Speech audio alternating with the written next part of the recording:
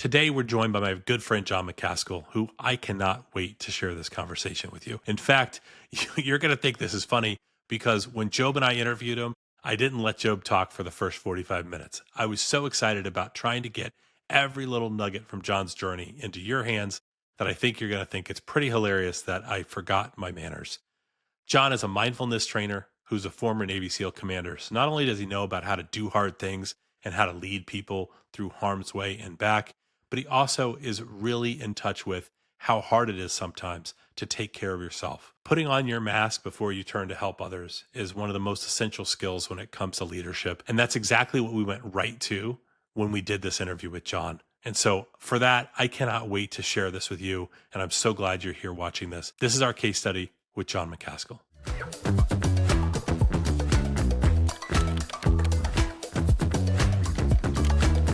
I appreciate you being willing to jump on with no agenda and see what happens. I think fun. You probably know from me bouncing around, trying to do other things, trying to fuck around with media, getting it wrong a lot. How do you know if you don't mess around?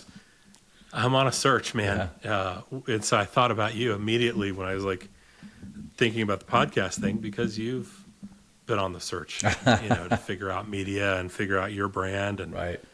Job and I are running Anteater now. So we're helping founders figure out how to go to market with or kind of go to social, if you will, figure out how they promote their brand and who they talk to, how they talk to them. It's a process. So I figured just hanging out with you would be awesome. Yeah. And I wanted you two to know each other because, Jon, I haven't talked to you in probably 5 years. I know, that's what I was telling Joe.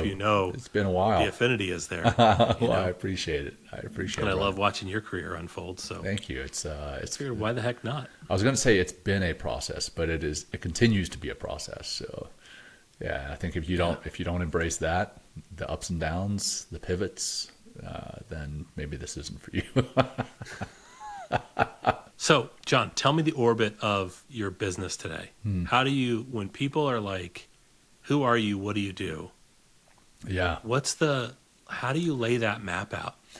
Yeah. So I'm looking up right now, for those who are listening and not watching. I have my business canvas model written up on my dry erase board. So I knew it. When you looked up, I was like, he's looking at a whiteboard. I have the whiteboard. So much like you and I met, through coaching and through my transition, coaching is a big piece of it. That's probably my primary, it is my primary revenue stream. I have 30 clients that I coach, and I have capacity for 30. So if I lose one, I add one more. That's the golden number that I've found. Otherwise, the process is diluted. The product is.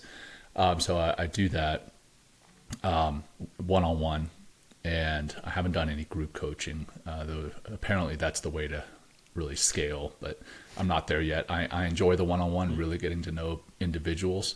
So coaching is my primary. Then I create content, as you've seen on LinkedIn, and that purpose is to get my brand out there, which we can get on to here shortly. But really, I want to just establish myself as, I don't want to say an expert. I hate that word, but I want to establish myself as a thought leader and be seen as someone who is passionate about wellness and leadership, because those are things that I am very passionate about, and helping people to grow in those spaces. Then I do speaking. I do that periodically. I was doing it fairly heavily until I got the 30 clients with the one-on-one coaching. It's tougher to do that now, but I still do speaking, and sometimes the speaking engagements leads to coaching. That's actually where I got most of my clients. I have some online courses that I have, online leadership courses, online mindfulness and meditation courses. That's really not that much of a revenue driver, but more of a source of authority. Hey, look, I have this course. If you want to see and know who I am, check it out. It's $9. Or if you sign up for my newsletter, then it's free. Check it out. Then I run retreats both for individuals, for business to consumer and business to business. And those are wellness and leadership retreats. And then finally, I engage my audience or community additionally outside of social media, and I guess this could be kind of considered social media, but through a podcast like you guys. I have a podcast called Men Talking Mindfulness that Ryan, I think you were around when that was first established back in 2020, and has since continued, and we've have about 250 episodes now, we've had some fantastic guests on. We've had Jocko Willink, we've had John Eldridge, we just had Apollo Ono. We've had just fantastic guests, and I think that's a testament to just keeping going. Sometimes, if you ask my podcast co-host about 6 weeks in, I was like, man, we're not getting any traction here. 6 weeks. I didn't even really give it that much of an opportunity. He's like, dude, just give it some time. And here we are. We're still giving it time. I mean, it's definitely not the top. That when you've made it is when people start bragging about how long they know you or what they were on. Like, I know for sure I heard the first episode. Oh, my goodness. But I'm for sorry. anybody who's followed you onto this, I feel like I've got bragging rights because I don't know how big the list was at the time, but I'm one of, I think, a few people who listened to your meditation app. Oh, yeah. Test run. Yeah. Oh, You my sent me gosh. this, and Yeah, that was like, before I even put it on. Wow. Insight Timer. If Andy on Headspace was a warfighter, this is what he sounds like. And he wants me to get serious about my practice. I forgot about that. Just being able to see you at the very beginning of the journey, Yeah. to say, how am I going to show up and what am I going to do? And then consistently keep showing up. Right? Yeah. Like you're a heck of a role model in that, Thanks, brother. capacity. Well, that was whether you feel it every day or not, like you're showing up and you're doing it. that was the the minimum viable product, man. Like if you're not embarrassed by your first product, then you've waited too long, right? And that's exactly where I was. Hopefully I didn't embarrass you by bringing it up. No, Like, not at all, man. Well, that was you went out there doing it. Yeah, and it was because of people like you that recommended that I do it. So that's a big piece, I believe, in the entrepreneurial journey, is surrounding yourself with people who support you. And when I say support you, they're not like your hype guys. They're your folks who are like, hey, you know what? You could improve on this. You can improve on that. They're going to give some constructive feedback, which you and several others did. And my products have improved since then. The podcast has improved since then. My first speaking engagement was 2 people in the audience, literally 2 people. I'm not exaggerating. And one of them had to be there because they were the follow-on speaker. So really one person, John Hawley, God bless him, he was there for me. Wait, John Hawley? Yeah, you know. He's the follow-on? No, he was the one person in the crowd. He was the one attendee. John Hawley's on my shit list. Uh-oh. So I hope he sees this clip. All right. Do you know why? No, why? Because he posted on LinkedIn about an engagement he did at this like small little base that most people haven't heard of called Keyport. Oh, yeah. I live one exit away from Keyport, John. I moved to Western Washington. And I was like, I texted him like, you MFer. He's like, already back in Virginia. I'll call you next time.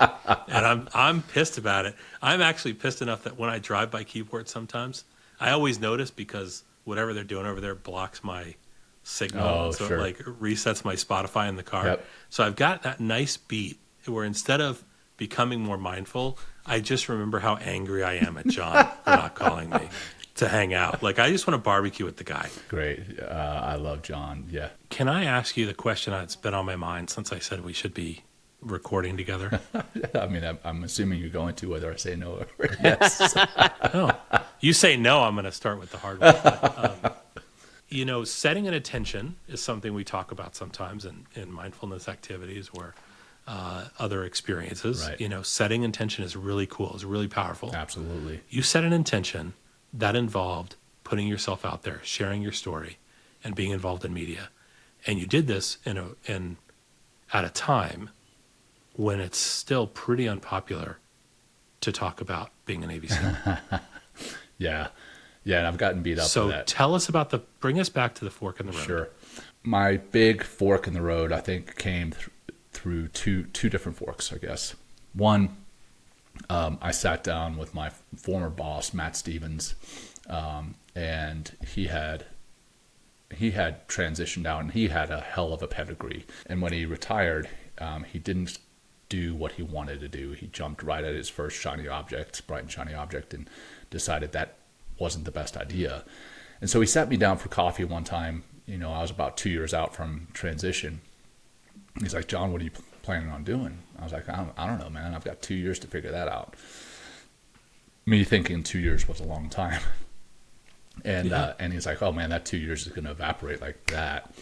And he was right, it did. But he said, what you need to do is you want to join a couple of transition programs. I joined the Commit Foundation. I joined the Honor Foundation, went through their programs, found some other ones that were also great, American Corporate Partners. And in the Commit Foundation, there's a book, Ryan, you know this one, Designing Your Life. And with the book, there's an associated workbook. And I went through the workbook, and there's several activities that you do in there. And again, I was looking at commercial real estate and private equity and all these different things that are great jobs, phenomenal jobs. But I realized pretty quickly after having 1,000 cups of coffee with people in those industries that they weren't for me. And so now I'm like, okay, well, I've done part of the work. I figured out what isn't for me. Now what is for me? So this Designing Your Life book, I went through this one activity. It's basically an energy audit. You carry this book around with you everywhere you go for 3 weeks and write down, okay, I was on a podcast with Job and Ryan. Hey, that was great. It gave me energy. I was putting together a PowerPoint and discussing the different types of fonts. Definitely took energy away from me. That's not something I wanted to do. I joke, but that's literally what I did sometimes as an 05. Yeah. So anyway, 3 weeks. And then at the end of that 3 weeks, you look and you're like, okay, what gave me energy? And it was just talking to people about their wellness, their leadership. That's where I was like, okay, this is where I get energy myself. Then from that, you do this little mind map. So in the center of this mind map, I wrote leadership and management in this circle. And then from there, you write down, 5 or 6 other circles that are related to that. And then from each one of those, you do the same thing and end up filling this page. And then you kind of go around the outside and you're like, okay, what are all these bubbles? What's kind of in common with them?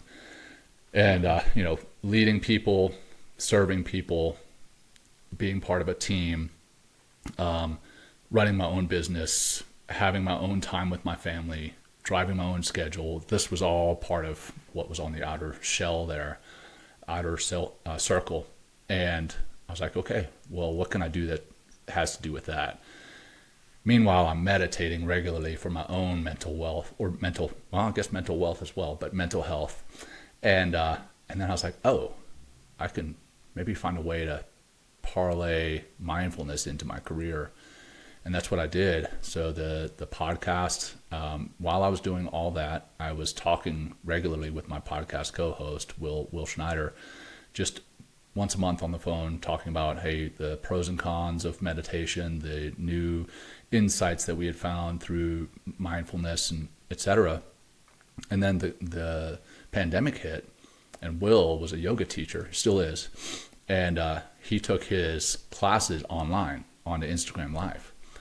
And I was like, hey, man, why don't we just take our phone calls that we have once a month and put them on Instagram Live?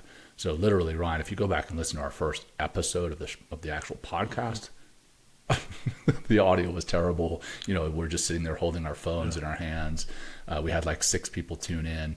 But since then, we've learned a ton. I'm certain I was there for one of those. Yeah, I'm sure you were. I have, having gone out and done media myself at several times and dealt with my own stage fright, I'm going to go like and subscribe as much as I can. Yeah. Now, the content isn't 100% Venn diagram to what I'm listening to and watching. I don't think that offends you. No, not at all. You have an audience. Yeah. But when you float by the stream, double click, always, right on. Newsletter, etc. Right? Yeah. Just because knowing somebody who's out there doing it, I feel like it's Brene Brown talks about like the man in the arena idea. Of like, if you're not in the arena, you don't get to say anything. Yeah. And I appreciate that about her. Absolutely. But I also appreciate the fact that like if you've ever been in any arena, you can spot it and go, okay, that guy is out there doing it. Yeah. All right, so Fork in the Road 1 is Matt sits you down and you do design your life, do the elements, do the energy audit. Yeah. But when do you decide, like, you and Will are like, okay, let's put it out there. Yeah. But dude, you are talking woo-woo as a Navy SEAL commander.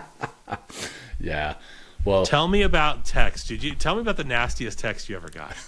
You had to get at least one. yeah. So I'm trying to remember what I even posted, but I had this other retired SEAL message me on LinkedIn in open comment, not a DM. Hey man, you should take the word SEAL off your name. You're a disgrace to the community. Yeah, and I don't even know the guy. Like, I mean, I was connected to him because we're both retired SEALs, but he went off. And then I had a bunch of other SEALs come to my defense. Hey man, I know Jon, he's a good operator, yada yada. And then his wife texted me, DM, hey, sorry about Joe Schmo. He's going through a lot right now. And oh my gosh, it was so much drama. So I was like, okay, yeah, I understand. You know, I'm not going to fire back at him. Sorry that he's going through all this. And then the next day, she messages me again saying how angry this guy was for her reaching out to me about this. I'm like, okay, you know what I'm going to do? I'm just going to block both of you because I can't handle this drama.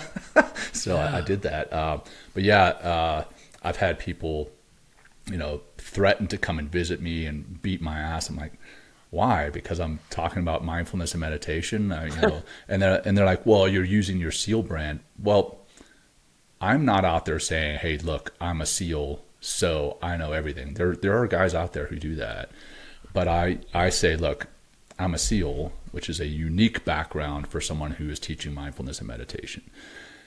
And then I go into the mindfulness and meditation. I don't go into all my war stories. You know, I might tell a Bud story, which is kind of obligatory for any SEAL to talk about Hell Week for about a minute. But that gets old. Mm-hmm.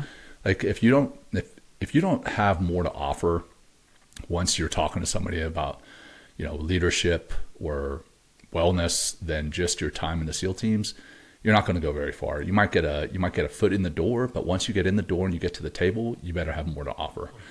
And I think that's where I'm at. I like to think that's where I'm at. That's what people have told me, that my services are pretty good. So yeah, I've gotten some hate messages, but you know who Mr. Ballin is? I do. Yeah, John Allen, right? I think Job knows. Yeah, so John Allen, but he goes by Mr. Ballin.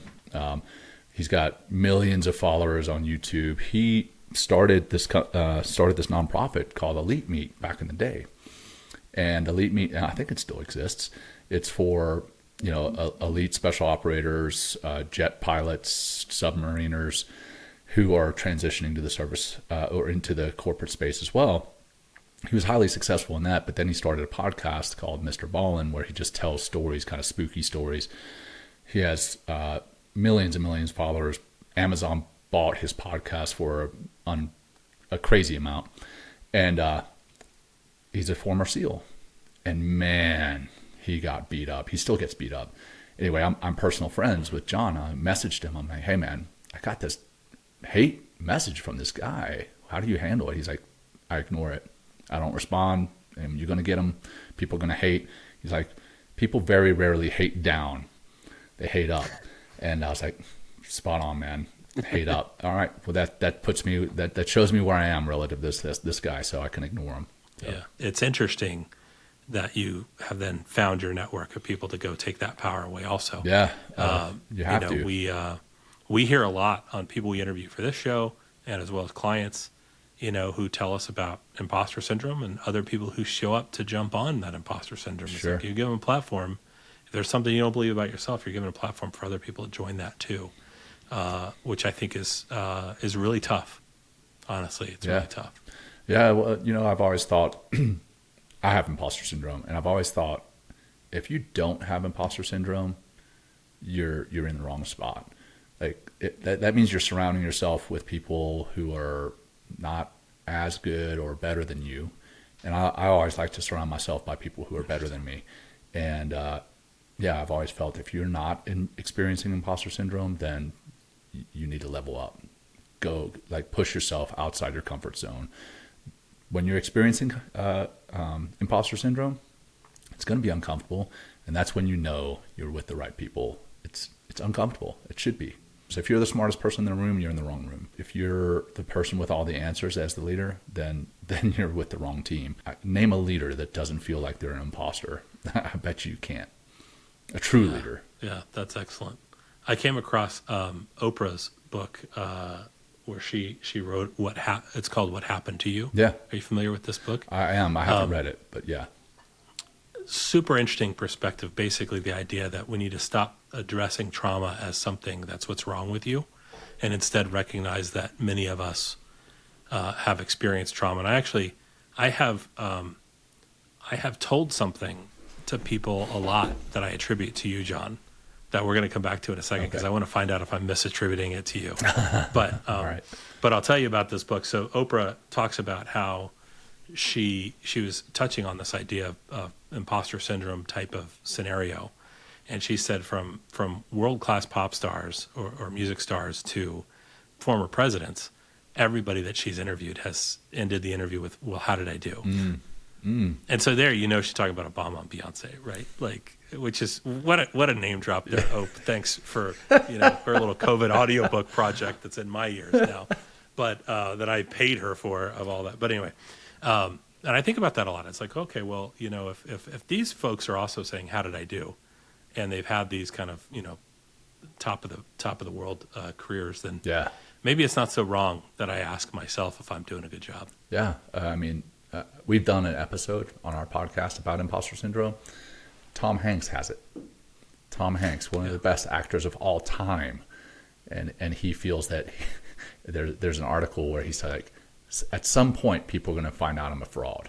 I'm like, Tom Hanks, you're not a fraud, brother. Yeah, man. All right, so fact check me, Jon. Okay, here we go. I might take credit for it, depending on how good it is. Okay, feel free. I'll tell Job just like I tell everybody else, and you can watch Fly on the Wall and tell me if I'm wrong. I usually say, a friend of mine is a former Navy SEAL commander, and I remember him telling somebody publicly that trauma is trauma regardless of where it comes from. And what I remember is that there was somebody, whether it was one of these early podcast episodes or a conversation on LinkedIn, someone was basically trying to take away respect from somebody who'd had trauma in a training accident. Mm-hmm. And you interrupted them to say trauma's trauma regardless of where it came from. Yeah, I remember that. And I think about that a lot because I haven't been to BUD/S, but I've done hard things. Yeah. I've had I participate in a lot of privilege in my life, but I don't always feel that way. I grew up with a loving family, but I still got my own family shit to work out. And so I think about that and I go back to that quote. And so I guess I'm putting you on the hot seat. Is that something you said? Definitely said something similar to that multiple times. Yeah. And here's my, and I do remember that conversation on LinkedIn. When I talk about trauma from the battlefield, I have people like, well, I only experienced this. I only experienced that. Job and I were talking before we hit record, and he was like, well, I'm just a leg from the Army, and I just went to Iraq in 2003 and 2004. And I'm like, Job likes to do that. No, you didn't just do anything. And that's the same thing. Like, I just got shot at. I just, got into a car wreck. No, man, there's no such thing as just. Your body, your mind, and your nervous system is going to experience that trauma. And then what it does with it is going to depend on, everything that you've done in your life up until that point. Have you prepared to experience trauma? I hate to say that we have to do that, but we're all going to experience trauma. Trauma is trauma no matter where it comes from. It comes from the battlefield. It comes from sexual trauma. It comes from, being the youngest child in a family. There's all sorts of traumas. Here's a perfect example, anecdote. When I lived in Monterey, Santa Cruz Airport, right? That's where I had to fly from. And one night I flew into Santa Cruz. It was pouring rain, driving down the interstate, back down to Monterey. At this point, I've had trauma in my life, but I'm driving down the interstate. It's nighttime, And I see these two lights coming up behind me from another car in the same lane, flying super fast. And then just at the last second, it darts off and like narrowly misses me. I'm like, whoa, that was really weird. And then I see that same car pull into the same lane in front of me and slam on his brakes. And so now I'm flying towards it. And so I swerve and go around it. I'm like, what in the hell is happening here? About 5 minutes later, same car flying up behind me. And this time he does clips me right on the rear end. He comes up, hits me as he's swerving over. I'm like, what the heck? So I pull over, he pulls over. Kind of probably not the smartest move I've ever done, but I get out without any kind of weapon or anything because I can tell this guy, I mean, he's clearly got something out for me, or at least I think. And I walk up to him. I'm like, hey, man, what the heck's happening? He's like, well, I'm in a hurry. I got to get to my kids. I'm like, no, that story doesn't jive with what just happened. The guy was high as a kite. I call the police. He darts off. I get his license plate. He ends up, crashing 5 miles down the road into another car. Stolen car. The guy was high. The reason I tell that story is while I drive now, I keep my eyes glued to that rearview mirror. And anytime I see somebody coming up really fast, my body reacts to it. I feel it. Yeah. And that's not a huge traumatic experience, but it was trauma. It takes you and back it takes there. me back there in an instant. So, when somebody is hurt in training, that's trauma. When somebody's hurt by their family member, that's trauma. Car crash, trauma. And even this, man, there is a level of trauma from, it's related to moral injury. So Marines, a lot of them clearly train to be warriors. They all train to be warriors. And then some of them will go to war and others will go to Okinawa. And those who don't go to war often experience a level of trauma because they know that their brothers and sisters are in harm's way when they're not.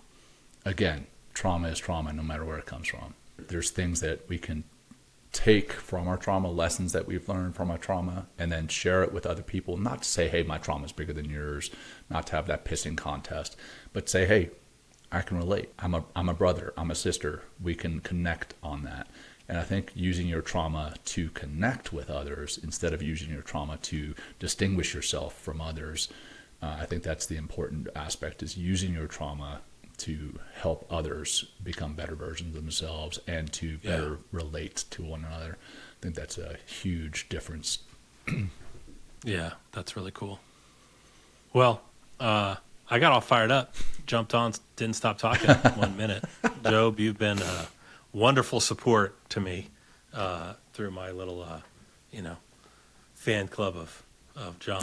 But anything you wanted to add as a closing comment or question? At the risk of opening up, and I think that's okay, Jon, if you want to expand a little bit. But it's interesting that, how did you first get into mindfulness and meditation? Yeah. I mean, it comes straight back to the former question, trauma. I struggled with survivor's guilt after an operation where there were a lot of my brothers that were killed. And I was not on the operation. I was back in the Joint Operations Center. I was back in the rear with the gear when all my brothers were on the battlefield. And I struggled with that more so than I did for combat operations prior to and combat operations after that. To the point where I got to a very dark place in my life, and I was medicating with alcohol and prescription medication.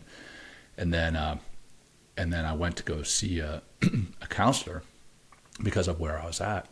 And he recommended mindfulness and meditation to me. And I laughed at him because I thought, yeah, that's for, like Ryan mentioned before, kind of woo-woo stuff, right? That's the stuff that I'm teaching, or at least that's what it can be perceived. He was like, well, what if I had a pill that I could give you, a pill that would change your performance personally and professionally, mentally and physically? I was like, heck yeah, I'll take that, Doc. Like any high performer is looking for an edge. So I was looking for an edge. Where do I sign up? Give me that prescription. And as I'm sure you could guess, he had tricked me into, okay, well, it's not medication, it's meditation. So try it out. So the next day, by God, if I'm going to do something, I'm going to go all the way. So I downloaded this hour-long meditation. I'm going to crush meditation, right? And that did not work out well. The meditation, I lasted like 23 seconds, and my mind was on anything except this meditation. So I go back the next week. I'm like, hey man, the meditation stuff, it's for the birds. I'm too high a performer. I've got too many injuries mentally and emotionally. It's not going to work for me. And then he introduced me to box breathing, which is just breathing in for a count of 4, holding for a count of 4, breathing out for a count of 4, holding for a count of 4. And for those who are watching, I drew a box there. Each one of those little sections is the edge of a box. Many of you, I'm sure, have heard of it or even practiced it. And we practiced that in the SEAL teams on the shooting range. We just called it tactical breathing. It had a cool name, so yeah, why not try it? So now this doc introduced me to box breathing, and I tried it there, and it helped in the office. And then, I would try it when I got cut off by some jerk in traffic, and it helped there. I would try it when I was stressed or anxious about little things, and it would help. It doesn't do away with the stress, but it changes how your body perceives it. It doesn't perceive it necessarily as a threat. You don't react, you start to respond, and that's a good thing. And then over time, I was able to get into some of those longer meditations. I was finally able to sit for an hour and meditate. Now, I'm not saying that's what you need to do every day, but I was able to do it. And I attribute mindfulness and meditation to not only changing my life for the better, but quite literally saving it. And the reason this part sounds a little scripted is this is a story that I tell regularly on other pods and in my keynote speaking. But yeah, it changed and saved my life. So now it's an obligation of mine to share it. I mean, you can see behind me the meditating operator there. I think that's the peaceful warrior or the Zen warrior. What is it? It's better to be a warrior in a garden than a gardener in a war. I think that's what so many of us now are finally learning with meditation, is that you can be this badass and still meditate. I mean, if you really go back in time, some of the early warriors, that's what they did. The samurai, the Spartans, they did some level of meditation before they stepped on the battlefield. And I think it's only going to make you a better warrior, not necessarily more lethal, but more effective. And what I mean by that is sometimes we're very lethal and we don't have to be. Sometimes we raise the stakes when we don't have to. So I think it makes you more effective and we can see more, do more in a better way on the battlefield and elsewhere in our lives. We show up better for our families, our friends, our colleagues, and we show up better for ourselves. So that's how I got into it, Joe. Thank you. That's awesome. Yeah, that's my right. pleasure. Right on. Sometimes I get really frustrated that media is all about the contrarian take. No one's going to like your social post unless you call someone else out or you go to one extreme. Yeah. And I'll say that one of the nice byproducts is showing the other side of toughness and war and grit. And I think about the illustration of, people like Jocko Willink, or recently I crossed paths with a special forces Delta guy who talks about avoiding conflict being way more effective than winning a fight. Oh, yeah. And I've heard Jocko say something similar to that too. That's right? what that you want to avoid. That's what we're taught in the SEAL teams, is immediate action drills are to break contact. Some guys do get a little overly aggressive and they patrol to contact so that they can, beat their chests or whatever. But the overwhelming majority of our training is to break contact, because we're operating in small elements, sometimes as small as 8, 16 guys, and we don't have enough firepower to take it to the enemy sometimes. Yes, we have the skill, we have the talent, but we have fewer bullets. So sometimes the best thing, like you said, is to break contact and go about doing the mission at hand. Quite honestly, there's missions where we went out and we weren't in contact with anybody, and those were some of the most effective missions we ever did. And that's kind of the goal typically of a SEAL, is to go out, do a mission. I mean, unless it's a capture kill mission, something like that, but maybe it's to go and do something else. I won't get into the details, but maybe it's something to do something else and not be seen, not be compromised, and then get off the target without anybody ever knowing you were there. that's the ultimate mission. That's cool. Well, thanks for taking a risk on two guys with a podcast nobody's heard of to come and hang out My and pleasure. tell some stories. This is really helpful. It's just good hanging out with you guys. I appreciate it. Yeah. Good to see you. You too, Thanks, guys. man. All right. Thanks so much, Jon. All right. My pleasure, guys.